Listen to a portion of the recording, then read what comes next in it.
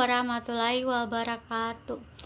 Kali ini kita akan mempelajari yaitu mengenai hewan bertulang belakang atau biasa disebut dengan vertebrata.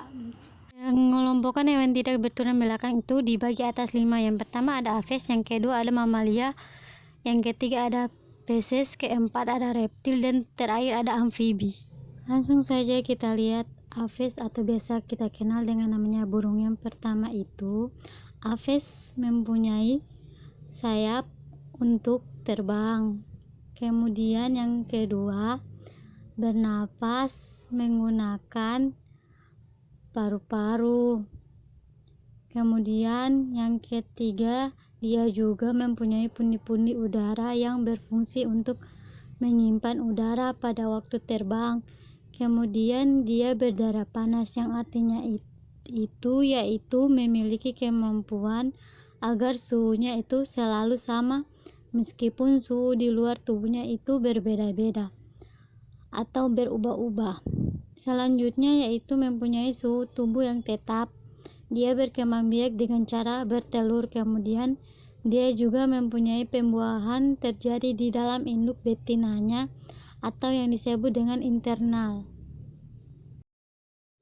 Kemudian selanjutnya yang kedua ada pengelompokan hewan mamalia. Contohnya terdapat kelenjar, minyak, dan keringat pada kulit. Yang kedua yaitu bernapas dengan paru-paru dan memiliki diafragma untuk membantu pernapasan. Ketiga, dia berkembang biak dengan cara melahirkan.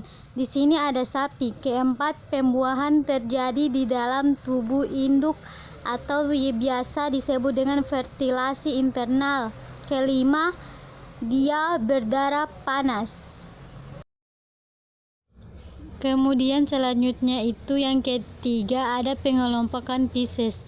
Contohnya yang pertama itu alat gerak berupa sirip dan ekor. Selanjutnya yang kedua struktur tubuh yang terdiri atas kepala, badan, dan ekor. Yang ketiga tidak mempunyai daun telinga. Dan keempat tubuhnya berlendir dan diselimuti oleh sisik. Yang kelima ikan yang hidup di lumpur mempunyai alat bantu pernapasan berupa labirin. Kemudian yang keenam berdarah dingin. Kemudian selanjutnya yang keempat ada pengelompokan reptil. Contohnya yang pertama itu hidup di darat. Ada beberapa spesies yang dapat hidup di air. Kemudian yang kedua alat gerak berupa kaki berukuran pendek dengan ekor yang lebih panjang. Kemudian yang ketiga reptil umumnya merupakan predator pemakan daging atau biasanya disebut dengan karnivora. Kemudian yang keempat berdarah dingin. Dan yang kelima berkembang biak dengan cara bertelur, dan ada juga yang berkembang biak dengan cara bertelur dan beranak. Kemudian selanjutnya yang kelima ada pengelompokan amfibi.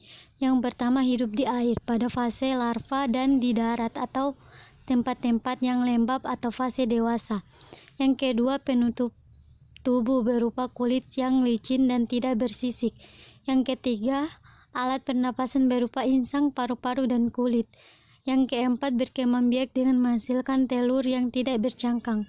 Yang kelima pembuahan terjadi di luar tubuh induk atau biasanya disebut fertilasi eksternal di air atau tempat yang lembab.